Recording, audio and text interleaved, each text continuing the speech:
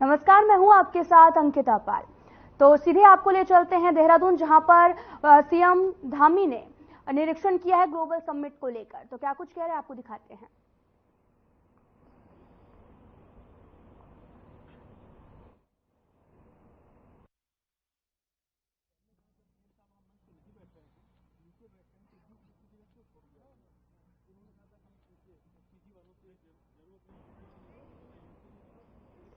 आप तस्वीरों में देख सकते हैं कि देहरादून में सीएम धामी मौजूद हैं और पुष्कर सिंह धामी ने निरीक्षण किया हुआ है।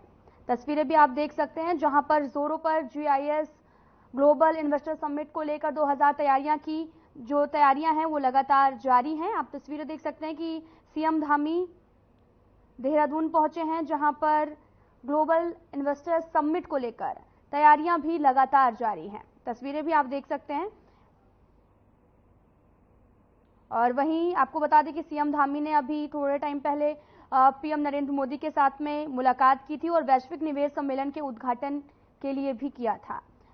साथ ही अब इन्वेस्टर समिट की तैयारियों को लेकर जायजा लेने के लिए सीएम धामी पहुंचे हैं। और साथ ही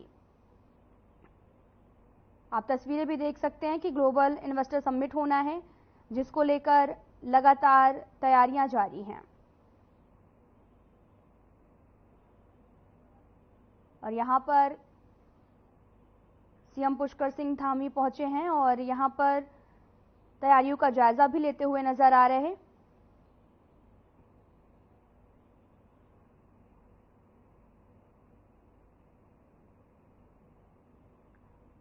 आप तस्वीरें देख रहे हैं देहरादून की, जहां पर CM Pushkar Singh Dhami global investor summit को लेकर तैयारियां कर रहे हैं और साथ ही तैयारियों का यहां पर निरीक्षण भी किया जा रहा है कि कोई सुरक्षा व्यवस्था का जायजा भी लेने के लिए यहां पर पहुंचे हैं।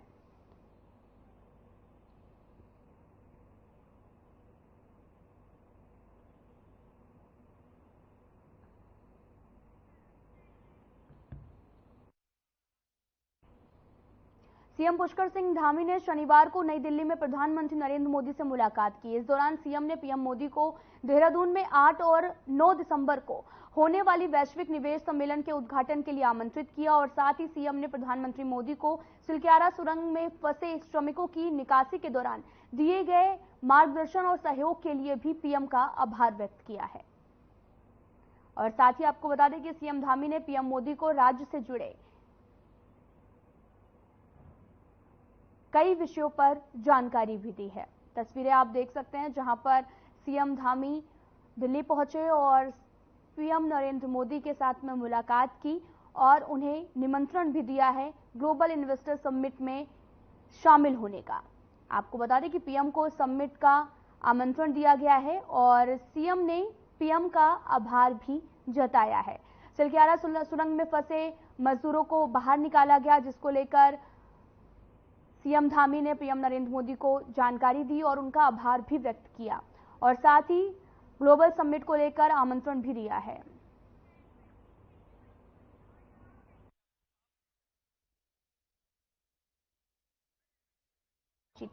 इस दौरान महारा ने ग्लोबल इन्वेस्टर समिट पर चर्चा की। करण महारा ने क्या कुछ कहा, आपको सुनाते हैं। कांग्रेस के प्रदेश अध्यक्ष करण महारा जी मौजूद हैं। ज्यादा जानकारी के लिए उनसे बातचीत करेंगे, कई विभिन्न मुद्दों पर बातचीत होगी। सर, सबसे पहले तो आपका बहुत बहुत स्वागत है। नमस्कार। नमस्कार सर, अगर बात करें दिसंबर माह यानी कि अब शुरू हो चुका है, इन्वेस्टर समिट की तैयारियां जो है सरकार लगातार कर रही है। मुख्यमंत्री जो है लंदन एवं दुबई में भी अपने जो है अभी दौरे करके आए हैं। साथ ही साथ उन्होंने देश में भी जो है विभिन्न शहरों में दौरे करे हैं। वो कह रहे हैं कि 2 लाख करोड़ से ज्यादा का इन्वेस्टमेंट हो चुका है। क्या लग रहा है कि धरातल पर जो एमओयूज हुए हैं वो उतर पाएंगे या नहीं? देखिए, मेरी शुभकामनाएं हैं मुख्यमंत्री को, प्रयास करें, लेकिन कुछ प्रश्न हैं जो विपक्ष ने उठाए थे, उनका जवाब भी समय समय में मिलता रहे तो अच्छा है। हमने कहा था कि 2019 से पहले जो त्रिवेंद्र रावत की सरकार में कई लाख के एमओयू हुए थे, उनका क्या हुआ। मैकेंजी ग्रुप का आप लाए हैं, अमेरिकन कंपनी है जिस पर अमेरिका खुद विश्वास नहीं करता, ब्लैक लिस्टेड कंपनी है, और उसको आप 2.5 लाख रुपया प्रतिदिन के हिसाब से पिछले 4 महीने से दे रहे हैं। वो भी इसीलिए लाई गई थी कि वो यहाँ इन्वेस्टमेंट लाएगी और कुछ काम करेगी, हमारी अर्थव्यवस्था को ठीक करेगी, लेकिन आज एक कदम वो आगे नहीं बढ़ पाई। क्यों? ऐसी संस्था को जो ब्लैक लिस्टेड है उसको यहाँ लाया गया। तीसरी चीज मैंने कही थी, पंडित नारायण दत्त तिवारी ने एक बड़ा इन्वेस्टमेंट यहाँ लाने का काम किया था, सिडकुल्स की स्थापना की थी। उसमें से बहुत सारी बड़ी कंपनीज यहाँ से वाइंड अप करके चले गई हैं। क्या कारण है कि वो कंपनीज यहाँ से काम बंद करके गई हैं, तो ये हमको पता होना चाहिए। और ऐसी कंपनी जो ऑलरेडी उत्तराखंड में काम कर चुकी है, जिसपे विवाद भी हुआ था, कैलकाटा बेस्ड कंपनी है, गाजियाबाद में उसका ऑफिस है, उत्तराखंड में काम कर चुके हैं, उसको लंदन ले जाके किस कारण से एमओयू किया गया? वो एमओयू दिल्ली भी हो सकता था, उत्तराखंड में भी हो सकता था। तो ये कुछ सवाल है जिनको हमने सरकार से पूछा था, उनके प्रवक्ताओं के बयान अजीब से आते हैं, किसी भी बात का स्पष्ट उत्तर नहीं मिलता। तो इन 4 स्पेसिफिक पॉइंटेड क्वेश्चंस मैंने क्या उनको बताए। त्रिवेंद्र रावत जी की सरकार में ये कहा गया, बोर्ड्स लगे थे कि 7 लाख युवाओं को रोजगार इन्वेस्टमेंट के माध्यम से मिल रहा, वो कहाँ है रोजगार? वो नौजवान कौन है 7 लाख जिनको रोजगार मिला? वो कौन सी कंपनीज है, बताएं। तो उसके बाद हम भरोसे, मुझे ये लगता है ये केवल प्रयास है अंकिता मर्डर केस में जो बदनामी हुई उससे ढकने का, केदारनाथ में सोने की चोरी से लोगों का ध्यान भटकाने का, जोशीमठ से लोगों का ध्यान भटकाने का, पेपर लीक, SSC भर्ती घोटाले से ध्यान भटकाने का, अग्निवीर योजना से जो फजीहत इनकी हुई है गांव गांव में उससे ध्यान भटकाने का, क्योंकि सरकार नहीं चाहती कि लोग गंभीर विषयों पर चर्चा करें। तो एक नया ड्रामा क्रिएट किया है, मुझे ऐसा लगता है। अच्छा, एक बड़ा सवाल ये भी है कि उत्तराखंड छोटा राज्य है। छोटा राज्य होने के साथ साथ अब कुछ दिनों से जो है उत्तराखंड में लगातार जो है अपराध बढ़ रहे हैं। ऐसे में भी जो है डीजीपी ने भी नया चार्ज संभाला है। उत्तरकाशी में भी जो है कल एक घटना हुई है, एक लड़की की जो है लाश मिली है। किस रूप में देख रहे हैं आप इसको? देखिए, पहले तो मैं नए डीजीपी को शुभकामनाएं देता हूं, क्योंकि नया चार्ज लिया है और हम उम्मीद करेंगे कि वो अच्छा काम करेंगे। उनके 2 बयान में देख रहा था कि एक तो अंकिता मर्डर केस नहीं होना चाहिए था, ऐसी घटना नहीं घटनी चाहिए। उन्होंने कहा, ये मेरे लिए खुशी की बात है। लेकिन मैं उनसे इतना कहूंगा कि आपको प्रूफ करना है अपनी बात को, कि जो अंकिता भंडारी मर्डर केस में पहले पुलिस ने एक बड़ा अजीब सा अटपटा बयान दिया कि कमरा जो है वीआईपी था, उससे आप बाहर निकलेंगे और असली वीआईपी को पब्लिक के सामने लेके आएंगे, मेरा भरोसा है। दूसरा, उत्तराखंड राज्य में लगातार बीजेपी हिंदू मुस्लिम नैरेटिव सेट करने की कोशिश करी। इसी उत्तरकाशी जनपद में पुरौला में जिस तरीके से हो हल्ला किया गया इनके संगठन के द्वारा, लास्ट में खोदा पहाड़ निकली चूहिया वाला केस निकला, और इन्होंने कोशिश की थी हिंदू मुस्लिम दंगा करने की। और मैं लगातार तभी से एक बात कह रहा हूं कि उसी जनपद में 4 SC ST की बहनों का बलात्कार हुआ। मैंने नाम भी प्रेस में दिए थे, केस नंबर भी दिए थे। उनको आज तक ना तो SC ST के तहत मुआवजा मिला, ना पोक्सो एक्ट के तहत मुआवजा मिला। और सरकार ने अगर तुरंत कार्रवाई की होती तो आज ये 5वीं घटना उस उत्तरकाशी जनपद में नहीं होती जिसका जिक्र आप कर रहे हैं। अंकिता मर्डर केस का दूसरा रूप के रूप में मैं इसको देखता हूं। बेटियां सुरक्षित नहीं, हाथीपड़ कला में वो लड़की जिसका बलात्कार हुआ, इसका मर्डर हुआ, आज तक अपराधियों का पता नहीं चला। मंत्री आवास वहां पर है, हमारे CLP का आवास वहां पर है। तो ऐसी घटनाएं जहां पर घट रही है, निश्चित ही राज्य में कानून व्यवस्था ठीक नहीं है। हमारा विपिन रावत जो लड़का गांव का रहने वाला था, पौड़ी साइड का, वो यहाँ मारा गया और 10 दिन तक अस्पताल में संघर्ष करता रहा जीवन और मृत्यु से, अपराधी नहीं पकड़े गए। 10वें दिन उसकी मृत्यु भी, जब करण मेहरा और राजेंद्र भंडारी हम धरने में बैठे, आप लोग उसके गवाह हैं, उसके बाद पुलिस ने कार्रवाई की है। तो ये लगता है कि शरण स्थली बन गया है अपराधियों का। इतना सुंदर स्टेट, देवभूमि जिसको कहा जाता है, वहां अपराध बहुत बढ़ रहे हैं। 700 से ज्यादा बलात्कार के केस रजिस्टर अभी तक हो गए, जो ये इन्वेस्टिगेशन क्राइम ब्यूरो की रिपोर्ट है, मेरी नहीं है। उसको अगर देखें तो, और ये अभी ये मैं 3 महीने 4 महीने पहले की रिपोर्ट बता रहा हूँ, 3 महीने और गुजर गए हैं। तो ये चिंता का विषय है हमारे लिए। प्रत्येक दिन 2 से ज्यादा बलात्कार के केसों का एवरेज आ रहा है, तो ये ठीक नहीं है। हमको बहुत संज्ञान लेना चाहिए और कानून व्यवस्था को ठीक करने की पूरी ताकत से कोशिश करनी चाहिए। अच्छा, सिलक्यारा टनल हादसा जो है पूरे देश विदेश में छाया रहा। ऐसे में जो है उत्तराखंड में सुरंगों का निर्माण हो भी रहा है या फिर आगे भविष्य में होगा भी। क्या लगता है कि जो सुरंगें हैं, सरकार को उनका सुरक्षा ऑडिट कराना चाहिए या पहले करा लेना चाहिए था? निश्चित ही सुरक्षा ऑडिट होना चाहिए, जो जरूरी नॉर्म्स हैं। आप देखिए ना, जब लंबी टनल्स बनती है उसमें एस्केप टनल जरूर बनती है। कहीं भी आप चले जाइए, क्यों उसकी अनदेखी की गई? DPR में थी, उसके बाद भी उसको क्यों हटाया गया? उसके अलावा आपने यहाँ इतने बड़े बड़े जूलॉजिस्ट हैं, पर्यावरणविद हैं, भूगर्भी शास्त्री हैं, जो समय समय पर पुस्तकें भी लिखते हैं, सुझाव भी देते हैं, उनके सुझावों का ध्यान नहीं रखा। सरकार को, चाहे वो किसी की भी सरकार हो, एक पैनल बनाना चाहिए इन सभी जूलॉजिस्ट का, पर्यावरणविदों का, जिनके अनुभव हैं उनका। लोकल लोगों के पास बहुत ज्यादा अनुभव है, भले उन्होंने शिक्षा नहीं ली है उसकी, लेकिन उनके पास अनुभव रहते हैं। उन अनुभवों साल वाले लोगों का पैनल बनना चाहिए। और जहां भी इस तरीके की हमारे डेवलपमेंट के काम हो, टनल्स के इत्यादि के, वहां ये जरूरी कर देना चाहिए, आवश्यक कर देना चाहिए कि वो पैनल पहले वहां जाएगा, अपनी रिपोर्ट्स प्रस्तुत करेगा, अपने सुझाव देगा, उन सुझावों के अनुरूप फिर ये विकास के कार्य हो। विकास के हम विरोधी नहीं है, लेकिन पर्यावरण की सुरक्षा और मानव की सुरक्षा भी आवश्यक है। उसके लिए क्या आवश्यक है? जैसे सरकार की एक बहुत बड़ी गलती है, आपने याद होगा जोशीमठ की घटना के बाद मैं लगातार बोल रहा था कि अनकंट्रोल ब्लास्टिंग हो रही। क्यों प्रशासन को निर्देश नहीं दिए गए? कोई भी ये चिट्ठी दिखा दे उसके बाद की, जिसमें इन्हें प्रशासन को निर्देश दिए कि आपके जनपद में चल रहे जो इस तरह के कार्य उनमें कंट्रोल ब्लास्टिंग या अनकंट्रोल ब्लास्टिंग उसको रोका जाए। आपके केंद्र सरकार के जो आपदा प्रबंधन के नियम है उसमें साफ है कि हिमालयी क्षेत्रों में जहां भी इस तरह की ब्लास्टिंग होगी वो कंट्रोल ब्लास्टिंग हो, उसके नियम है। तो क्यों नहीं हो रहे थे, क्यों देख रेख नहीं हुई? तो ये सारे कारण हैं जिनका ध्यान रखा जाना चाहिए, और डेवलपमेंट के साथ साथ पर्यावरण की भी सुरक्षा हो और मानव और जीवन की, चाहे वो किसी का भी जीवन, उसके जीवन की भी सुरक्षा की गारंटी होनी चाहिए।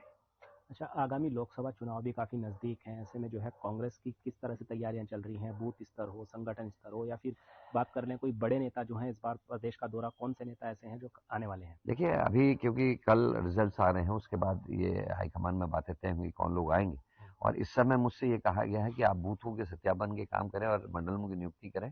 साथ में मैं जिला सम्मेलन कर रहा हूँ जो काफी लंबे समय के बाद हमारे हो रहे हैं, उसका रिजल्ट्स दिखाई देंगे। बागेश्वर में हमने कुछ नए उपाय किए थे, इसका रिजल्ट दिखा।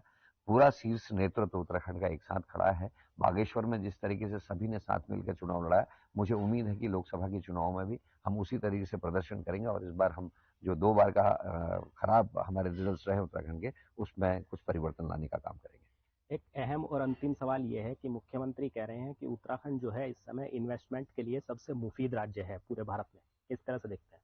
देखिए, क्योंकि वो राज्य के मुखिया हैं, उनको ये बोलना भी चाहिए, लेकिन हमारी चिंता दूसरी है। मैं ये चाहता हूँ कि हमको इन्वेस्टमेंट मीट करने की जरूरत ना पड़े। माहौल ऐसा हो कि कंपनीज ढूंढते हुए खुद उत्तराखंड आए, हमारे सही दामों में लेबर मिले, कंपनीज पे दबाव ना हो, लेबर कानूनों का उल्लंघन ना हो जिससे मजदूरों को वहां काम करने में अच्छा लगे, और 24 घंटे बिजली मिले, लॉ एंड ऑर्डर अच्छा हो, सड़कों की व्यवस्था दुरुस्त हो, और उनको वो सारी सुविधाएं मिले जो एक व्यापारी कंपनी को मिलनी चाहिए, चाहे वो बाई एयर उनका सामग्री जाने का हो, बड़े हैंगर यहाँ से चलें, और उसका फायदा ये होगा कि आने वाली समय में कंपनीज खुद उत्तराखंड आएंगी। हमको किसी मैकेंजी ग्रुप की या इस तरह की इन्वेस्टमेंट मीट की जरूरत नहीं पड़ेगी। नरेंद्र तिवारी जी एक बढ़िया आधारशिला रखे गए हैं, उस आधारशिला को, उस संतति को बचा के भी हम रख ले तो हमारे को कोई दिक्कत नहीं आएगी। लेकिन दुर्भाग्य कहूंगा, केवल भाषण, मीटिंग और मैकेंजी जैसी कंपनियों में पैसा की बर्बादी के अलावा इस राज्य में अभी और कुछ नहीं हो रहा है। हर खबर से बात करने के लिए धन्यवाद sir. Thank you sir, thank you very much. ये थे हमारे साथ कांग्रेस के प्रदेश अध्यक्ष करण महाराज, जिन्होंने साफ तौर पर कहा है कि इन्वेस्टमेंट समिट जरूर कराए सरकार, लेकिन वह जो एमओयूज हुए हैं वो धरातल पर जरूर उतरे। साथ ही उन्होंने जिक्र भी किया है कि लॉ एंड ऑर्डर जो है उसको सुधारने की जरूरत है, क्योंकि राज्य में जो है लगातार अपराध बढ़ रहे हैं। ऐसे में जो है नए डीजीपी हैं, उनसे उम्मीदें हैं कि वो अपराध पर अंकुश लगाएंगे। देश में फिर से कई जगह पर गैस सिलेंडर के दाम बढ़े हैं। अब 19 किलो वाला कॉमर्शियल एलपीजी सिलेंडर 1775 रुपए 50 पैसे रुपए की जगह पर 1796 रुपए 50 पैसे में मिलेगा। तो वहीं देश के कई शहरों में इसकी कीमत 1885.50 रुपए की बढ़कर 1908 रुपए हो गया है। और साथ ही आपको बता दें कि साल के अंत में गैस सिलेंडर के बढ़ते दामों पर आम आदमी की जेब पर तगड़ा झटका लगा है। और गैस सिलेंडर पर बढ़ते दामों को लेकर कांग्रेस के प्रदेश उपाध्यक्ष संगठन, आपको बता दें कि मथुरा दत्त जोशी ने बीजेपी पर जमकर निशाना साधा है। भाजपा ने तो नारा ही दिया था बहुत ही महंगाई की मार अब की बार भाजपा सरकार, लेकिन विगत 10 वर्षों में महंगाई कितनी बढ़ी है आप देखिए। 100 गुने से 150 गुने तक महंगाई बढ़ गई। जो सिलेंडर 400 रुपए का होता था आज वो सिलेंडर 1300 रुपए पहुंच गया। अभी व्यवसायिक सिलेंडरों के जो कमर्शियल सिलेंडर उनके दाम कल परसों में फिर बढ़ा दिए, और रसोई गैस के दाम फिर बढ़ा दिए इन्होंने। और दालों के दाम कहाँ पहुंच रहे, तेल कहाँ पहुंच रहा है, नमक तक सस्ता नहीं। जो नमक के साथ रोटी खाते थे वो भी 50 रुपए से ऊपर पहुंच गया। देखिए, कांग्रेस के पास कुछ बोलने के लिए नहीं होता है तो इस तरह की बातें उठाते रहते हैं। देखिए, महंगाई जो सिलेंडर को सर्वाधिक सब्सिडी देने वाला अगर कोई है तो हमारी केंद्र सरकार है। और हम चाहे अन्य योजना की बात करें, चाहे गरीबों के लिए हर योजना केंद्र सरकार के द्वारा चलाई जा रही है और उनको राहत देने का काम केंद्र सरकार कर रही है। लेकिन जो अंतर्राष्ट्रीय स्तर पर जिसकी अगर महंगाई बढ़ती है तो उसका निश्चित रूप से उसका असर भी दिखाई देता है। मैंने भी अपने जिला अध्यक्ष को भी कहा है, देरी आप इधर आते हो तो 10:30 तक मैं कमरे में ही रहता। उत्तराखंड जल संस्थान कर्मचारी संगठन रुड़की शाखा ने एक महाधिवेशन का आयोजन किया, जिसमें कई कर्मचारियों ने शिरकत की। इस दौरान कर्मचारियों की समस्याओं पर भी चर्चा की गई। साथ ही आपको बता दें कि बेहतर काम करने वाले कर्मचारियों को भी सम्मानित किया गया। और वहीं प्रदेश के पदाधिकारियों ने कहा कि 17 सूत्रीय मांगों को लेकर 22 और 23 दिसंबर को एक बड़ा आंदोलन करने जा रहे हैं, और जिसको लेकर बैठक में रणनीति भी तैयार की जाएगी ताकि आंदोलन को सफल बनाया जा सके। क्योंकि काफी लंबे समय से हमारी मांगों पर शासन प्रशासन ध्यान नहीं दे रहा, इसलिए अभी कर्मचारियों की सहमति से आंदोलन की रूपरेखा तैयार कर रहे हैं। उनके सुझाव भी लिए गए हैं।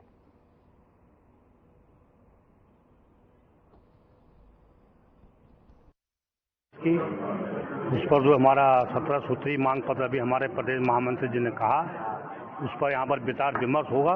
और तदुपरांत जो उन्होंने घोषणा की है कि 22 और 23 दिसंबर से हम अनिश्चितकालीन धरना प्रदर्शन जल भवन नेहरू कॉलोनी में देने जा रहे हैं। अगर कर्मचारियों की समस्याओं का समाधान प्रबंधक पक्ष और शासन द्वारा अति शीघ्र न किया गया हो तो 22 और 23 दिसंबर को वहां पर धरना और प्रदर्शन के लिए हमारे सारे कर्मचारी एकत्रित हैं और एकजुट हैं। और जैसे आप यहाँ पर देख रहे हैं कि यहाँ की ये प्रांतीय बैठक में ये निर्णय लिया जाएगा कि 22 और 23 दिसंबर से मुख्यालय में धरना प्रदर्शन के लिए सभी कर्मचारी एकजुट हैं, सहमत हैं। और इसी प्रकार अन्य भी समस्याएं हैं, लोकल की समस्याएं हैं, यहाँ की प्रदेश की जो कार्यकारिणी की जो बैठकें हमारी चल रही हैं। हमने एक मांग पत्र अपने प्रदेश महामंत्री और प्रदेश अध्यक्ष जी को दिया था कि हर महीने जो प्रदेश कार्यकारिणी की बैठक हो, हर शाखा में हो। हमारे प्रदेश कार्यकारिणी की आज यहाँ पर बैठक बुलाई गई है। इसमें हमारे गढ़वाल एवं कुमाऊं के दूरस्थ क्षेत्रों से और संख्या में कर्मचारी यहाँ पर उपस्थित हुए हैं। इसमें हमारी मुख्य मांगें हैं। पूर्व में जो प्रदेश स्तर पर एक मांग पत्र शासन और प्रबंधक पक्ष को भेजा गया था, उसमें बहुत सारी मांगें ऐसी है जिस पर अभी तक कोई कार्रवाई नहीं की गई है। मुख्य मांगें ये हैं कि उत्तराखंड जल संस्थान और पेयजल निगम का राजकीयकरण किया जाए, राष्ट्रीयकरण की सुविधा बहाल किया जाए, और पीएफ में जो ब्याज दिया जा रहा है सेविंग बचत खाते के तौर पर, उसको शीघ्र जो पीएफ के अंतर्गत जो राज्य कर्मचारी या सेंट्रल कर्मचारियों को जो ब्याज दर दी जा रही है, उसी के आधार पर हमारे कर्मचारियों को भी ब्याज की सुविधा उपलब्ध कराई जाए। और तमाम हमारे कर्मचारी जिसमें शिथिलीकरण और हमारा कोई एक ढांचा शासन को प्रेषित किया गया, उस पर भी अभी तक कोई कार्रवाई नहीं की गई है। तो इसी संदर्भ में आज यहाँ कार्यकारिणी की बैठक बुलाई गई है और आज सभी कर्मचारी यहाँ गढ़वाल और कुमाऊं से एकत्रित हुए और सब कर्मचारी आज यहाँ निष्कर्ष निकालें कि आगे की क्या रणनीति होनी है और क्या कार्रवाई की जाए। हल्द्वानी के दीक्षांत इंटरनेशनल स्कूल में बच्चों के बीच में प्रतियोगिता के साथ में दीक्षांत लिटरेचर फेस्ट लिटरेटी 2023 का आयोजन किया गया, जहां पर कार्यक्रम का उद्घाटन संस्था के प्रबंधक समित टिक्कू और साथ ही आपको बता दें कि निर्देशिका स्मृति टिक्कू में सम्मिलित होकर दीप प्रज्वलित किया। और प्रतियोगिता में कक्षा 3 से 12वीं तक के विद्यार्थियों ने भाग लिया। इस अवसर पर बोलते हुए स्कूल के प्रबंधक समित टिक्कू ने विद्यार्थियों के प्रदर्शन की सराहना करते हुए कहा कि यह हमारे छात्रों के लिए एक महत्वपूर्ण कार्यक्रम है, जो उन्हें साहित्य, संस्कृति और सिनेमा के कुछ प्रतिभाशाली लोगों के साथ में जुड़ने का अद्वितीय अनुभव प्रदान करता है।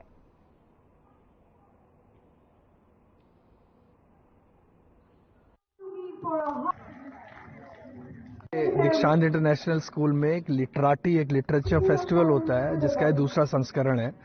तो इसमें हमारे जो यंग ऑथर्स हैं, जो स्कूल के बच्चे जो आजकल कुछ लिख रहे हैं, उनको एक मंच दिया जा रहा है। कुछ बच्चे जो अच्छा बोल रहे हैं, तो उनको जो साहित्य से जो रिलेटेड चीजें हैं उसके लिए एक मंच दिया जा रहा है, जहाँ पे वो अपनी बातें डिस्कस कर रहे हैं कि जो उन्होंने किताबें लिखी हैं वो किस तरीके से लिखी हैं।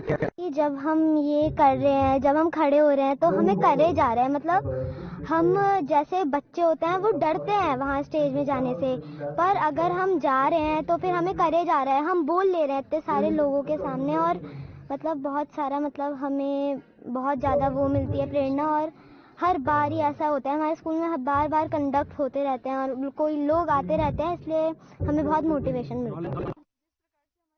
ये कंडक्ट करा रहा है, उस हिसाब से हमारी थिंकिंग स्किल्स, हमारी जानकारियाँ बढ़ रही है और उससे हमारी वॉइस स्पीकिंग स्किल्स भी बढ़ी जा रही है। और इससे हमें नहीं, हमारे फ्यूचर को भी बहुत ज़्यादा वो मिलेगा कि हम इस कार्यक्रम के द्वारा अपनी स्ट्रेंथ बढ़ा सकते। उत्तराखंड की प्राकृतिक सुंदरता फिल्म निर्माताओं को अपनी और साथ ही जहां पर पहले भी आकर्षित करती रही है, वहां पर बेहतर इंफ्रास्ट्रक्चर की भी वजह से उत्तराखंड अब वर्तमान में फिल्म शूटिंग के लिए एक बेहतर डेस्टिनेशन बनता जा रहा है। और इसी कड़ी में फिल्म के डायरेक्टर प्रोड्यूसर रुद्रपुर पहुंचे, जहां पर फिल्म लव ब्लड की टीम ने मीडिया से बात करते हुए फिल्म लव ब्लड को सस्पेंस और थ्रिलर से भरपूर बताया। और साथ ही आपको बता दें कि उत्तराखंड की वादियों की सुंदरता को फिल्म की लोकेशन के लिए बहुत अहम बताया। फिल्म लव ब्लड के निर्देशक रविंद्र कुमार ने बताया कि फिल्म में लीड रोल फैजल खान ने, तो वहीं उत्तराखंड की ही शेरी अग्रवाल और पायल मुखर्जी भी लीड रोल में होंगी। लव ब्लड फिल्म की 7 दिसंबर से भावली और साथ ही भीमताल में शूटिंग होगी।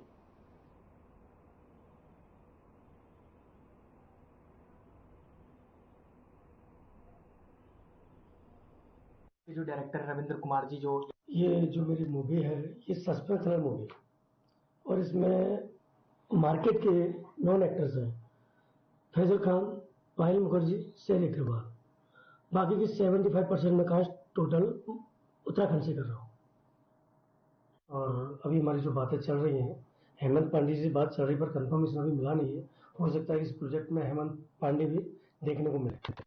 देखिए, सबसे पहले हमारी फिल्म का नाम है लव ब्लड और पौड़ी जिले के यमकेश्वर विधानसभा के विकासखंड द्वारीखाल के ऐतिहासिक खेल मैदान डांडा मांडी में भी आपको बता दें कि युवा कल्याण विभाग द्वारा आयोजित 3 दिवसीय खेल महाकुंभ का प्रमुख द्वारीखाल महेंद्र सिंह राणा ने प्रथम दिन दीप प्रज्वलित कर कार्यक्रम का शुभारंभ किया। डांडा मंडी पहुंचने पर आयोजकों, खिलाड़ियों, जनप्रतिनिधियों ने वाद्य यंत्रों और फूल मालाओं के साथ में स्वागत भी किया। प्रांतीय रक्षक दल और क्षेत्रीय युवा कल्याण अधिकारी संजय बिष्ट के निर्देशन में आयोजित खेल महाकुंभ प्रतियोगिता प्रारंभ से आपको बता दें कि पूर्व खिलाड़ियों के ने भी प्रमुख राणा को मार्च पास कर सलामी दी है। खेल महाकुंभ 2023 का शुभारंभ किया गया और हमारे ब्लॉक द्वारा बीओ जी द्वारा कराया गया और मैं समस्त गुरुजनों को ढेर सारी शुभकामनाएं देता हूँ, बच्चों को ढेर सारी शुभकामनाएं देता हूँ कि आज आप जो बच्चे प्रथम, द्वितीय और तृतीय आए हैं और जो बच्चे रह गए हैं उनको भी शुभकामनाएं देता हूं कि आप अगली बार तैयारी करें। जनपद पौड़ी के पैठानी थाना क्षेत्र के अंतर्गत आने वाली मां बुखाल कालिंका मंदिर में मेले का आयोजन किया जा रहा, जिसको लेकर मंदिर समिति और जिला प्रशासन की तरफ से तैयारियां पहले से ही पूरी कर ली गई थी। मंदिर समिति के अध्यक्ष ने बताया कि सुबह से ही हजारों की संख्या में भक्त मां भूखाल कालिका के दर्शन करने पहुंचे और मंदिर प्रांगण में पहुंच चुके हैं। उन्होंने ये भी कहा कि शाम होते होते ये आंकड़ा और भी बढ़ता रहता है। उन्होंने कहा कि मंदिर समिति और जिला प्रशासन द्वारा मेले को शांतिपूर्वक ढंग से संपन्न करवाने को लेकर समुचित व्यवस्था की गई है।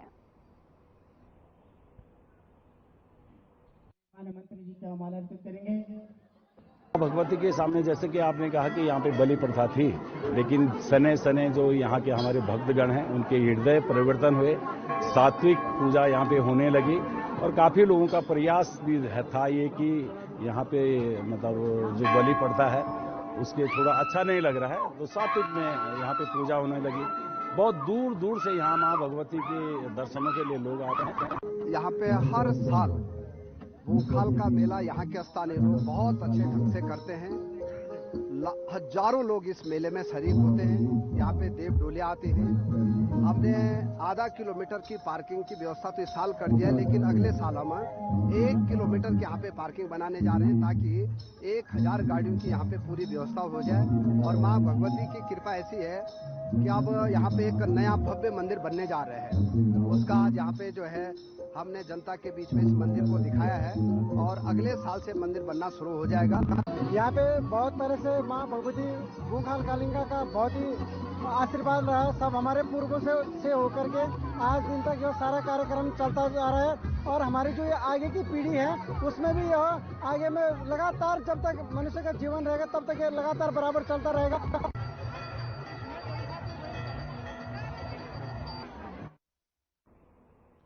फिलहाल इस बुलेटिन में इतना ही। नमस्कार।